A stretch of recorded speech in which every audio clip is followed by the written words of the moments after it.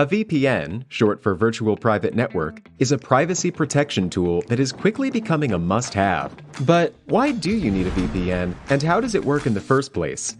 A VPN helps your data travel through the internet safely, without big companies or cybercriminals being able to spy on your online activities. Also, a VPN swaps the real location of your device with a new one. This way, you can virtually travel to any country around the globe. So, who can benefit from a VPN? If you're worried about your online privacy, a VPN makes sure your identity and private information are not exposed when you go online.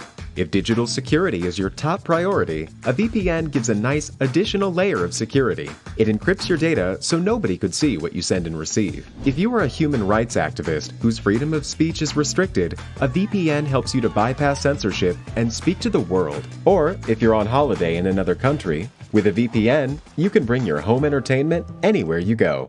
Here's a pro tip: check out Surfshark VPN. It has everything you need in a premium VPN, awesome speeds, and industry-leading protection that covers all of your devices. All you have to do is click connect.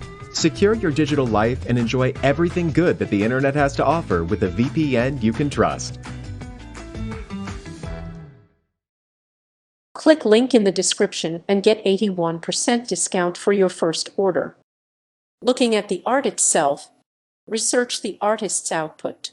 How many works of art did the artist complete? The output of the artist in general greatly affects price.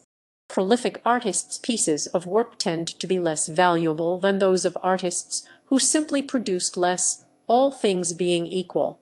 Find out if there are duplicates. Is the work one of a kind? Because of supply and demand, works that are singular are worth more than replicated works. For this reason, a painting is usually worth more than a print, or a lithograph. There are simply fewer of them out on the market. Pinpoint when in the artist's career the work was completed. Was the work completed early on or toward the twilight of their career? Interestingly enough, works of art completed early in artists' careers are usually valued higher than those completed later on. Why is this? Although it's not true in all cases, early work tends to be more daring, passionate, and unpredictable, sometimes owing to the artist's desire to establish a reputation for him or herself. Many appraisers believe that as an artist becomes more established in their career, their art loses some of its daring do and boldness. This artistic predictability is sometimes factored into the valuation. Ask yourself if the work epitomizes the artist's style. Works of art that epitomize an artist's aesthetic are usually appraised higher than works of art that are tangential or not representative of the artist's oeuvre. Pablo Picasso's art is indelibly linked to an artistic movement called Cubism. Currently, Picasso's most expensive painting, Le Rêve, which was sold in early 2013 for million, falls firmly in that aesthetic. It is very emblematic of Picasso's style in general. Investigate whether the artist is well known or has a reputation. Artists generally fall into three categories of renown: well known, up and coming, and unknown. Artists who are well known and have a rich history of collection can almost always command more value more than artists who are unknown. How much buzz is the artist attracting? The more mentions they get in significant publications, the better. Does the artist have any significant showings in galleries, or did they in the past? Has the artist received acclaim from other art institutions, such as prizes, awards, or achievement recognition? Do any museums own the artist's work? Artists who find homes for their art in museums can expect a significant uptick in the value of their work. Know that size matters. Generally, bigger works of art are appraised higher than smaller ones, usually because of the degree of difficulty involved. Cleaning up an artwork or fixing condition issues can have a significant impact on its value. Cleaning up and fixing condition issues on an artwork can improve its bottom line up to 20%. Taking the market's pulse. Investigate market demand. In short, how many people want to buy the piece of art? Art is sold in a market. This means that the value of items offered in the market fluctuates depending on how much buyers want the piece, as well as how much they are willing to pay. Ask yourself if the market is in a peak, where demand is usually high, or a trough, where demand is depressed. If a glut of pieces enter the market price tends to go down. If pieces are sold off, or if a new group of buyers suddenly becomes active, the market price tends to go up. This is often referred to as supply and demand. Look at liquidity.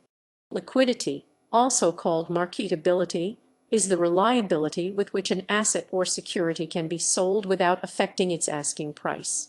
In the art world, high liquidity means that it's relatively easy to sell an item quickly and thus convert its value into cash. Low liquidity means that it's harder to do this, creating a barrier to converting an asset into cash. Look at market trends.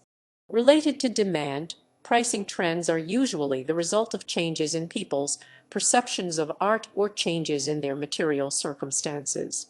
In the early 2010s, Chinese billionaires, flush with money, began buying Asian art, sending demand significantly higher and signaling a new trend in the market. As a result of this trend, Indian and Asian art became a hot commodity in the art world. Collectors are willing to pay more of a premium for art in this market.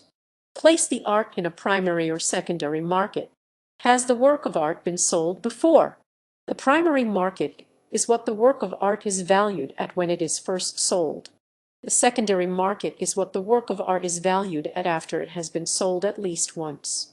The secondary market value has a direct relation to what the item was sold for in the primary market. One of the things you want to look out for is a certificate of sale, especially if your item has been purchased at an auction. Referencing this document will make your ultimate appraisal much less subjective. Arriving at a final price, look at what other, similar pieces of art have sold for. If you've just bought an impressionist painting in the vein of a painting that was just sold for zero, all other things being equal, that should give you a good benchmark for what your painting may be worth. When looking at comparables, use a price range instead of a single price. Art appraisers generally say, for example, that a sculpture is worth in the 200 range instead of saying it's worth zero. Know that one-of-a-kind artworks are difficult to price and somewhat more subject to change. An artwork that is truly unique and doesn't have any other analogs against which to compare it is difficult to value. The appraisal arrived at is considered to be especially volatile. Look at scale, intensity, and medium. Scale is the size of the artwork and the level of detail. Intensity is the level of effort put into the artwork. Medium is the quality of the materials used. Combine these three aspects together, and you should have a better idea of what your artwork is worth.